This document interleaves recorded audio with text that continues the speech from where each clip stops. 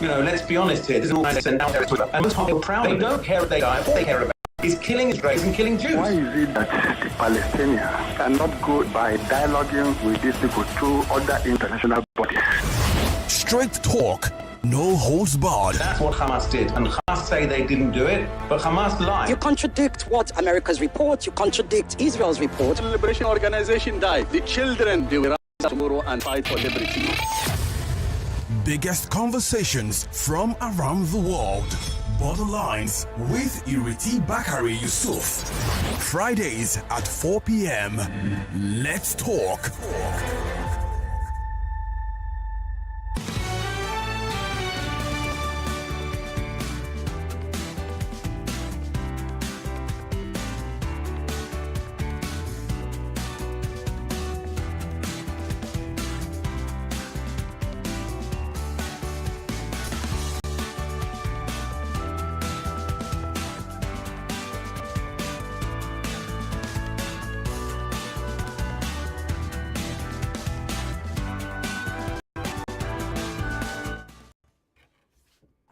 Welcome to Borderlines, the only show that takes you beyond borders.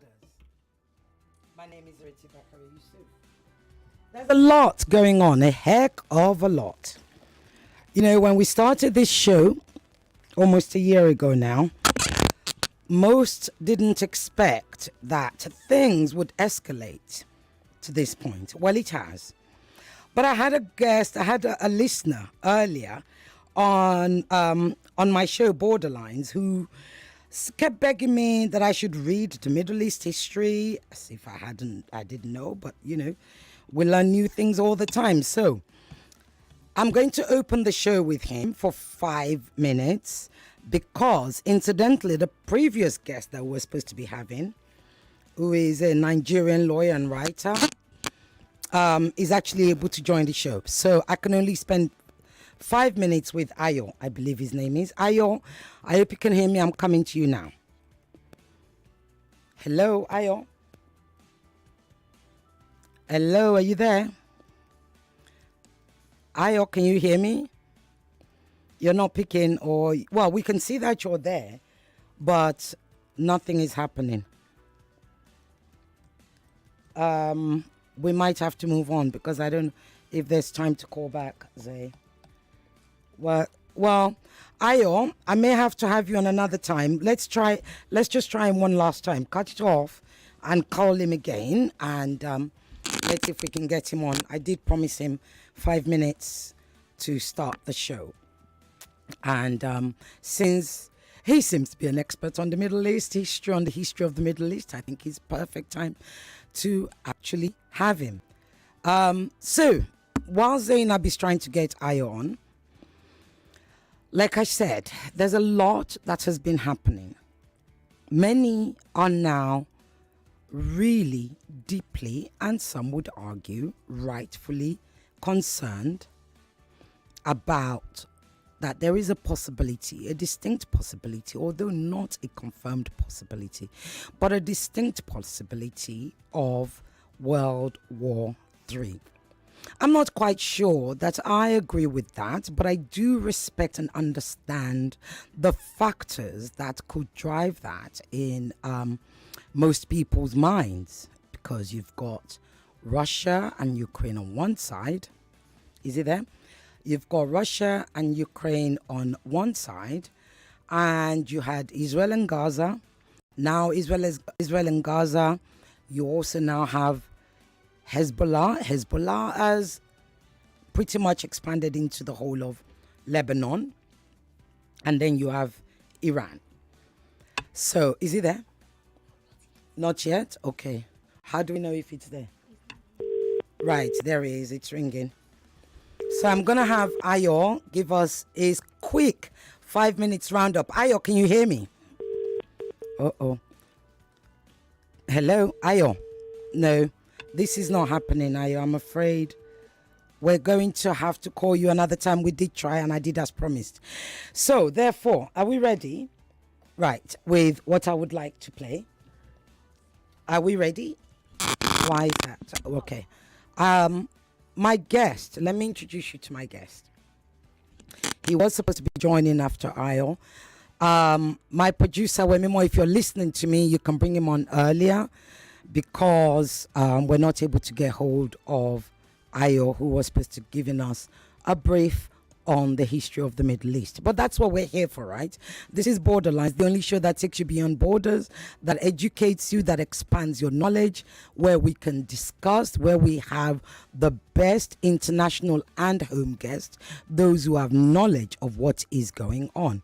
We get them on this show. You know, we've had historians, we've had Israeli historians, we've had Palestinian historians, we've had the ambassadors. We were the very first show in this country, yes, in this country, to actually interview senior members of Hamas, spokespersons of Hamas, on live radio in Nigeria, or even recorded for that matter. So, you know, stick with us. And you've probably been hearing the advert, right? The Borderlines debate. Let me tell you quickly about the Borderlines debate whilst they're trying to get ready. The Borderlines debate is not like the show, right? The Borderlines debate is a live panel discussion, live from our TV studios in Abuja, but it will be streamed on all our radio stations and partner radio stations and possibly partner TV stations. We are frantically working on that. We are doing our best. We're working to get a panel of ambassadors, including our foreign ministers. That's what we are working on frantically. It's a lot of work, but those of you in Abuja might be able to get an opportunity to be in the audience. Wouldn't that be exciting? And if you're in the audience, you might be able to get an opportunity to ask a question. If you're not in the audience, you will be able to put in your question and comments on our YouTube because, like I said, it is a physical live discussion with subject matter experts, with diplomats, both foreign and domestic, local, as you guys could like to call it, Nigerian diplomats, with informed brains, with professors, literally. And we are doing our best to have all, and I mean all the big players represented. Are you ready for me? Okay, give me a second. Right? All the big players. So Israel, Palestine, Qatar, we're working on. South Africa, we're trying to get on. Iran, we're trying to get on. Lebanon, we're trying to get on. We are doing our very, very best. We have sent out letters and we're keeping our fingers crossed that they will all be available. So it's going to be the first live panel debate. Hopefully it will be yearly.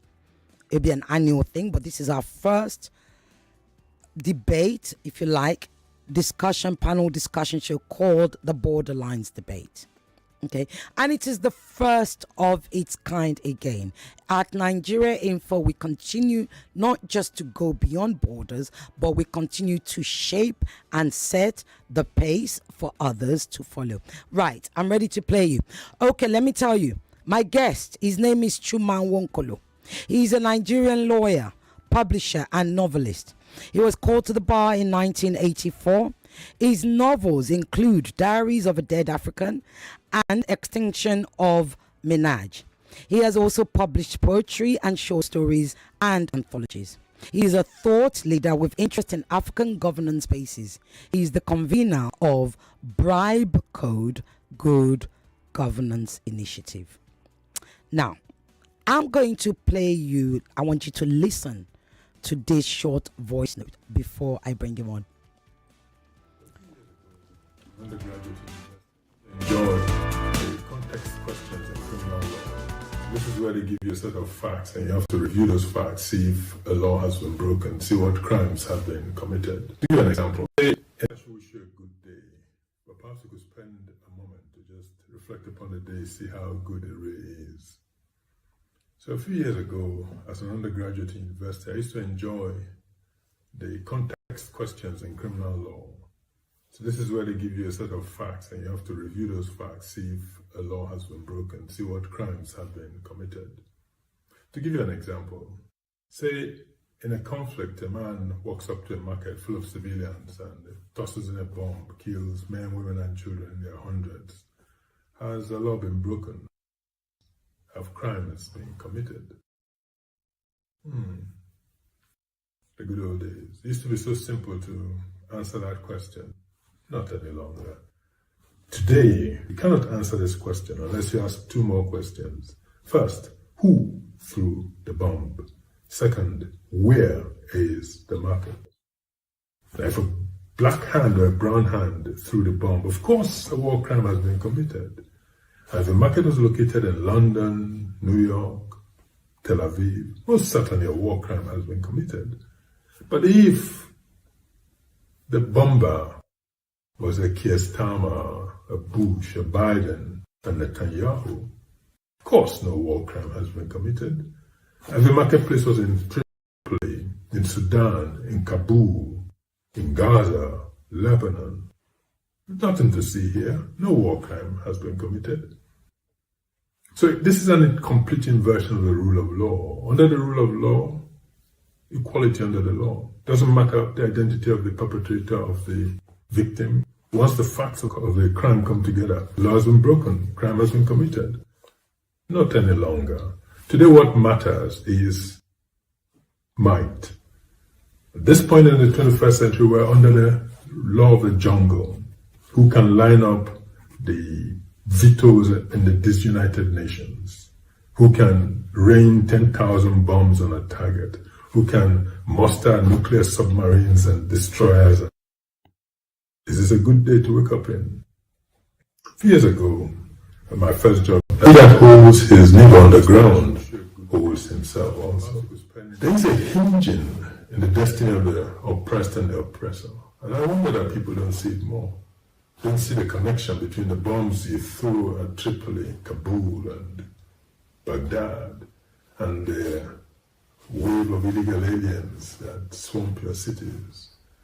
At the link between the economic strangulation of places like Cuba and the Venezuelas of the world by economic sanctions, and the military-aged men with bitterness in their hearts that swamp your villages and threaten your lifestyles. Is it that we don't see the connection between 20 million gallons of Agent Orange, a toxic herbicide, sprayed from the skies of Vietnam, and the birth defects in the children of the American servicemen with boots on the ground 50 years later, even today? More recently, Antony Blinken, the American Secretary of State, announced at a press conference a series of sanctions. One institution particularly stands out.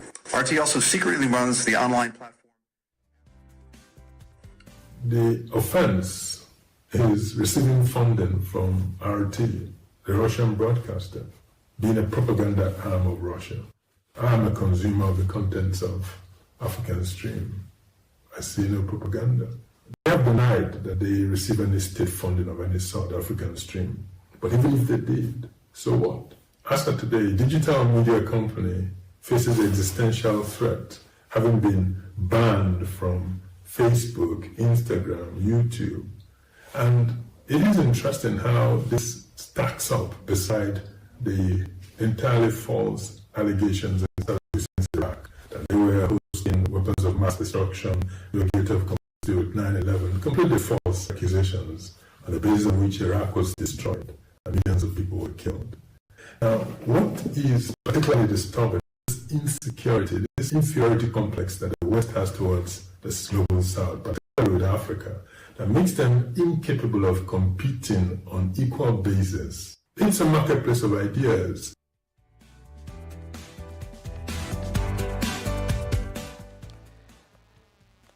Okay, did you all hear that? Like I said, I have with me my esteemed guest. I call him esteemed because literally I heard that video, or I heard his narration there, and I literally had to have him as guest, and I'm so thankful that he was able to join us. Chuma, welcome. Thank you very much. My pleasure to be in your show today. It's our pleasure to have you. My name is Ireti Bakare-Yusuf. Thank you for that video. And I wanted my guests, my listeners to sort of to listen to it because they may not have heard it. And when I heard it, I thought, oh my word, I had to have this man as a special guest on Borderlines. And I'll tell you why. You touched on so many factors, which is, you know, many would have sort of dismissed and parked and forgotten up until last year, up until October 7th, right? And here we are. All those factors have not just made a whole, but they are literally going to shape what happens, whether we're going to World War III or somebody puts a stop to the madness, the collective madness that's going on. Let me ask you first, very quickly, as we approach October 7th, the anniversary, where were you when you heard about Hamas's attack on Israel, and what were your immediate thoughts? I cannot remember exactly where I was, but I remember then that I felt good. This is bringing back into focus, you know, the crisis that has really become part of life. There is a sense in which when an impunity begins to happen regularly, we assume it is now a normal thing. And October 7th happened to kind of bring back from the back burners to the front burners the atrocity that is happening in Palestine, that has become normalized because the superpower of the world is happy with what is going on. It's interesting that you're possibly, I've interviewed, God, I've lost count of how many guests that I've asked that question. And it's interesting, you're the first person that said, good.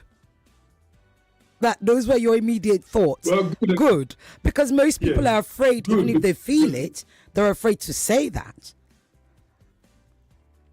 Yeah, I mean, I don't support violence. I don't support the death of innocents. But what the reason why I use the word good was because it's about that focus. It's like when somebody comes to your house every day and takes one chicken and goes away, and tomorrow he comes to your poultry, takes one and goes away. Over time, you don't feel it. But if he comes one day and takes 100, then you wake up. So it was like, this was a slow-born crisis in which people were dying every day. But of course, the nature of the deaths were retail and were off the attention of the world. And unfortunately for us, the kind of world we live in is a world that is affected. Is a world that is affected by, should I say, it's controlled by mass media, of which you are one of those, you know. And it takes a certain kind of event to attract that media attention. Unfortunately, it attracted them in a way that has not been for the benefit of the victims. By victims, I presume in this case, you're talking about the Palestinians. Yes, they are the long-standing victims of the crisis in Palestine.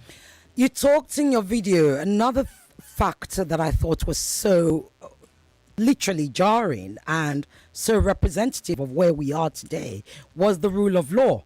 You talked about the law of conflict, the fact that, you know, before it wasn't a case of who committed the crime. It was a case of a crime has been committed, therefore you must face the long hand or the tough, mantle of the law.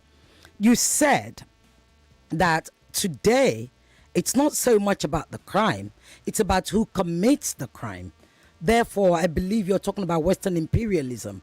And of course, in this case, you also mentioned Israel, who one could argue is a child or the adopted baby of Western imperialists. Talk to us about that. Yes, because the idea really is that the current world system we are operating now is a creation of the West, essentially.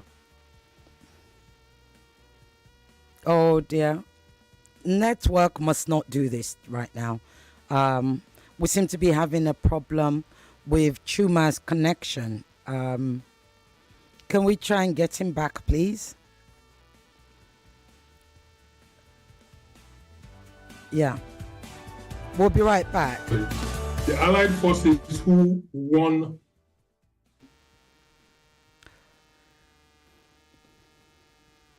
The video seems to be, we seem to be having a problem with the connection, real issues with the connection. It keeps, Chuma, I don't know if you can hear me, but we can't hear you. Yeah, I think they're trying to get him back.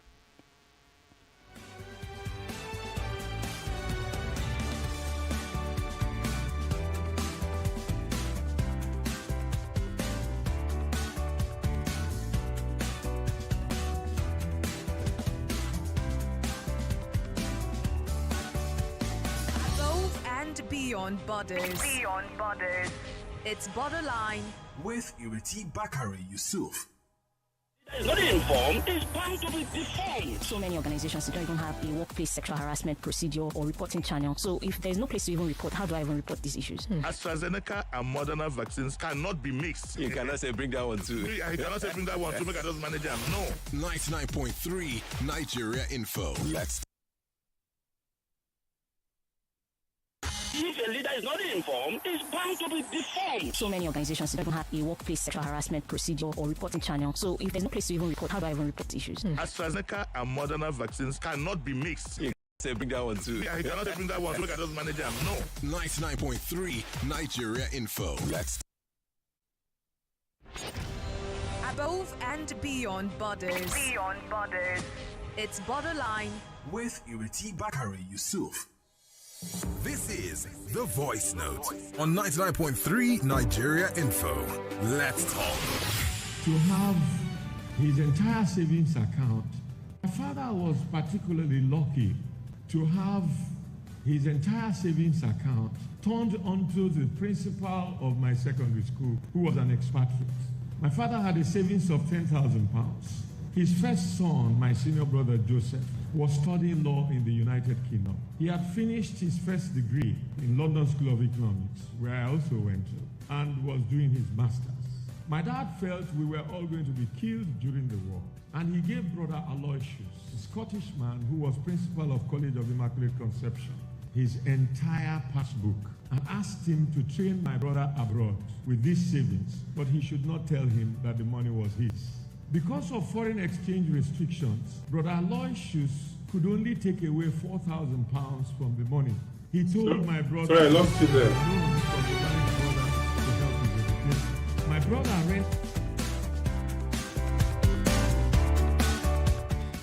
I think it was our internet. Nigeria happens even when you're having good conversation.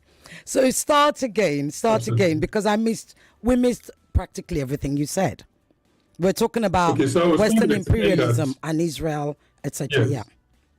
Precisely.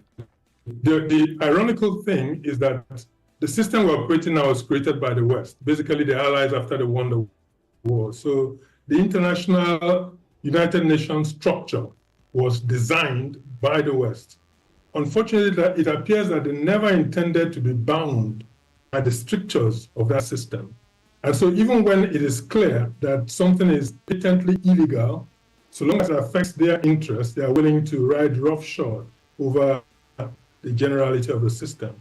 And I think what is emerging now for the world is that this is a world that was actually supposed to have been divided up to the victors of the war. And so you have that Security Council system that is designed to veto every consensus of it. What the crisis that is happening in the Middle East is showing is that we, as a third world, we completely transformed the architecture of the United Nations. That is what has become very clear. The network has gone again. Are you still there? Okay, it froze. I think I only heard very clear. The network seems to be having different ideas. Can you hear me? Can you hear me?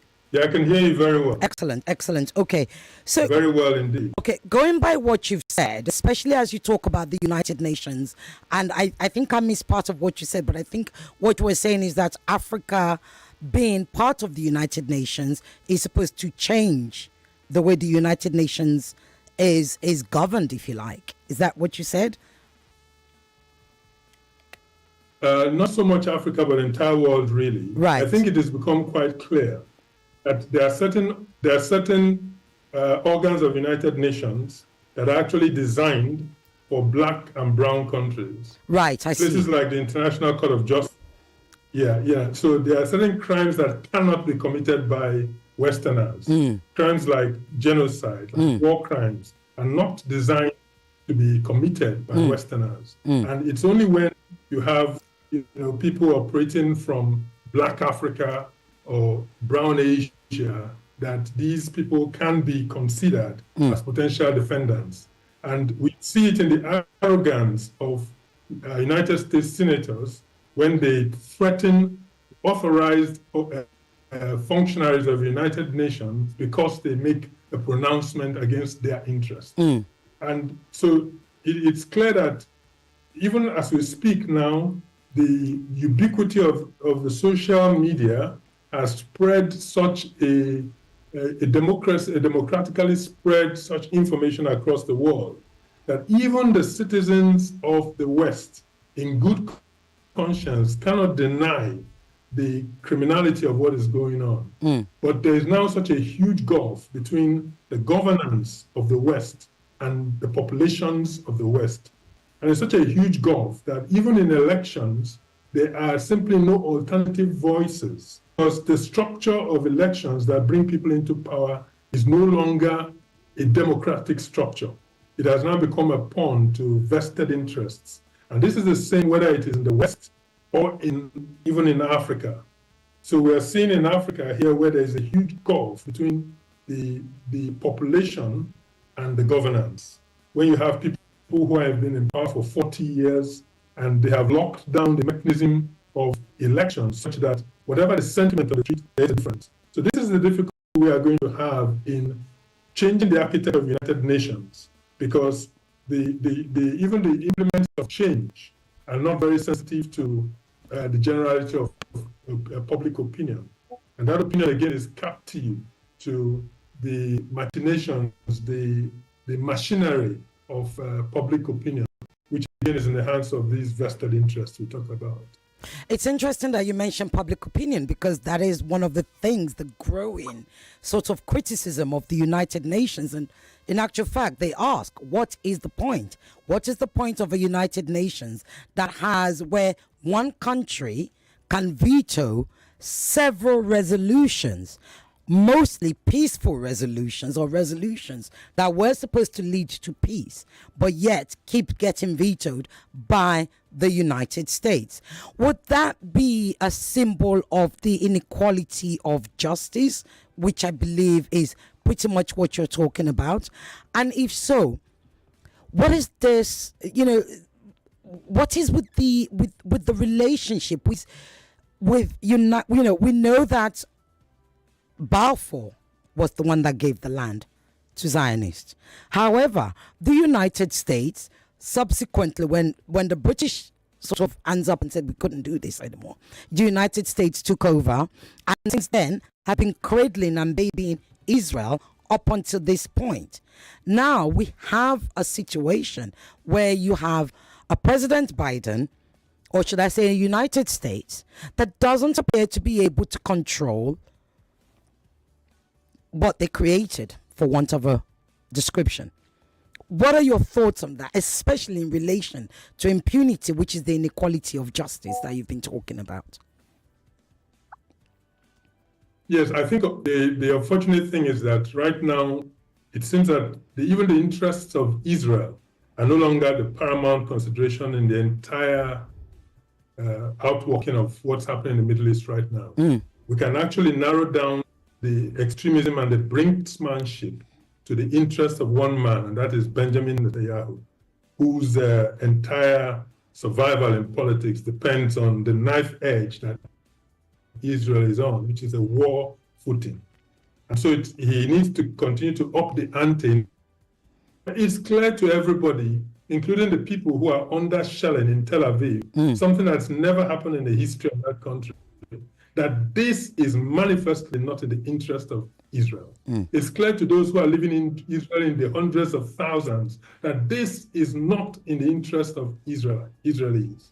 So, it's also clear to any American who has half a brain that the enhanced billions of dollars that are flowing out of a country desperately in need of social services, of infrastructure renewal, of a refocused competition against with China, even if purely on the economic realm, that it is not in the interest of America.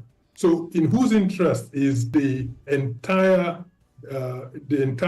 war basically has continued in Israel for the last few months? It's clear that this is simply in the interest of the political survival of one person and his inner circle. But if I could just come in there, if I could question you there, then Israel will say to you, we wanted a ceasefire. You can say what you want. We worked with the United States. We want a ceasefire. We've been wanting a ceasefire. Hamas, Palestine attacked us first. That's what Israel would say to you. Are you talking about the attack of October 7th? Yes, the attack of October 7th. They would say to you, when you say Netanyahu would say, well, look, I have to defend my country. I am defending my country. I'm not defending my career. Well, anybody who analyzes the facts will see quite clearly, particularly with the brilliance that Mossad has displayed over the last few months. It will show clearly that it is that the occurrence of October 7th, particularly with the time that was allowed and permitted for Hamas to do whatever they did, it shows that the extent of the blindness of the Israeli Secret Service is such that it must have been self-inflicted.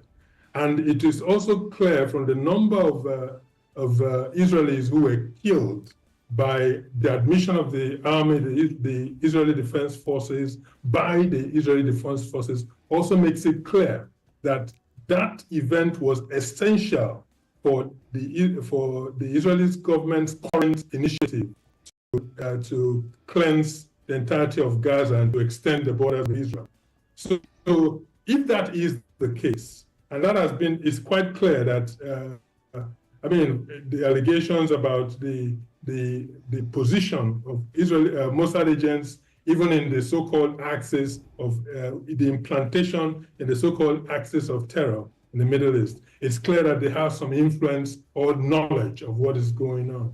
So if that is the case, it's clear also that it's an entirely self-inflicted wound that was essential to justify these current actions that are going on. And whether that is the case or not, what is also important is that the final solution to the crisis in the Middle East is not that solution that Hitler proposed for the Jews in 1945. It is actually a two-state solution, either a two-state solution that clearly redefines the Palestinian state along the lines that the United Nations has prescribed, or a single-state solution in which everybody, Jews, Arabs, Christians, Muslims, are in the same state, like South Africa, and each one, everybody's vote carrying a vote. Now, whether this is possible or not is immaterial, but the important thing is that the third solution, the third final solution, which requires the extermination of the Arabs from the perimeters between the sea and the Red Sea and Jordan, and all their complete exile, is one that must not be allowed to stain the conscience of the world. In that case, Western hypocrisy comes to mind. What part does Western hypocrisy then plays in that piece? in those options that you've just laid out? Because just a few days ago, we had the finance minister, I think it was, of Jordan. You had, one of the ministers of Egypt and other Arab countries say on stage, live on TV to Israel, we are ready to guarantee your safety and protection on one condition: if you just give peace to the Palestinian freedom with East Jerusalem as the capital. They will not do that. I mean, it's against their interest, particularly when they have a blank check in which to shoot bombs that they do not pay for. So the entire budget, the economy, the budget is underwritten by a third-party country. So it's absolutely not in their interest to go down that route, particularly with the extremism that is in the Israeli cabinet being reflected by a majority of Israelis on the streets. So until they are pushed to the point of negotiation, to the point of concession, they simply cannot do it. So, I mean, the area of being pushed, this is where the parallel with South Africa, and here we really need to give South Africa a thumbs up, for they have acted as a moral center of the world, and they have played a role that the entirety of Africa must be very grateful for. Because what is happening there's a tendency for us to be split along religious lines, along doctrinal lines across Africa in our support for Israel or for Palestine, not from the point of principle or ethics, but from the point of religious indoctrination or simply emotional and sentimental grounds. But South Africa has come at the issue from a historical and a moral point of view, and they have used the legal mechanisms that were created in the United Nations to set a template for the world to follow. And it's a pity that African countries have not come on board the way they should. And we really need to view what is going on in the Middle East from the perspective of a fire, of a knife that is being sharpened for our throats. Now, what is going on in the Middle East is a template for recolonialism, and it's a template that establishes the complete boundlessness of impunity, that says that the world will stand by while a mighty foe consumes a defenseless victim. And once once in 2024, this template is established, we have 50-odd pieces of countries in the whole of Africa that are potential victims of this. And we do not even have the leadership in Africa that is able to do the right things, to be able to come together to erase the colonial borders that will give us the African strength to withstand any force in the world. Instead, we are divided along the lines, as I referred to in the video that you prefaced this session with. We are divided along lines where our intelligent leaders are picked off, and empty bags are left in the state houses. Let me throw a question. To be able to go ahead, finish your sentence. Go ahead, finish your sentence, please. So we need to be able to recognize what's going on in Palestine as a fundamental threat to Africa's futures. We need to be able to establish that right is right in the international forum, and the voice of the General Assembly must trump the voice of miscreants and delinquents in the Security Council, whether or not they hold a veto. Indeed. Well, Africa has now been permitted, 2 seats? Well, there's talk of 2 seats, right? 2 permanent seats for African nations at the UNSC, which is the United Nations Security Council. Nigeria is vying for one of those seats. But you said something earlier. You said the weakness of African countries. Of course, that excludes South Africa. And one isn't surprised by South Africa because, Mandela did say, nobody's free unless Palestine is free, right? However, let me ask you a question.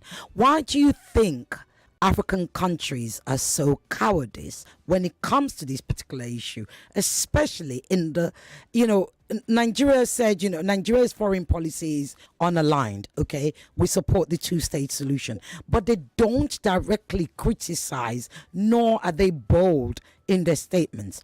Why do you think that is? When I've asked other people that question, some, experts have said to me, it's because Israel looks after a lot of African security infrastructure. Would you say that's why? Or is there some other reasons? Oh, there's a whole sheaf of reasons, but we can tick off a couple. First of all, there's the spectacular lack of testicular fortitude in our state houses across the continent. People are simply too cowardly to take a position. And most of them are driven by survival, personal survival. They know the ability of the West to unseat them and to make life really difficult for them. And they're simply not ready to, to face up to that. That's the one.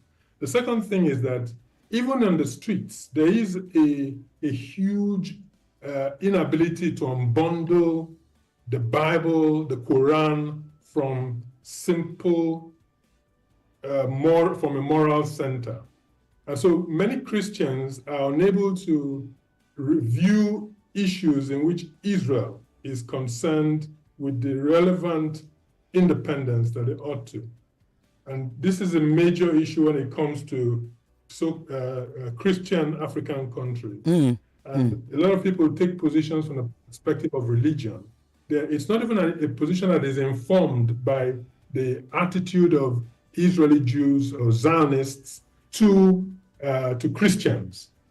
It's basically one that comes off a pulpit that is supported by American evangelical funding and inspiration, because a lot of African, particularly Protestant and evangelical orders, take their inspiration from American Christians who are fiercely Zionist in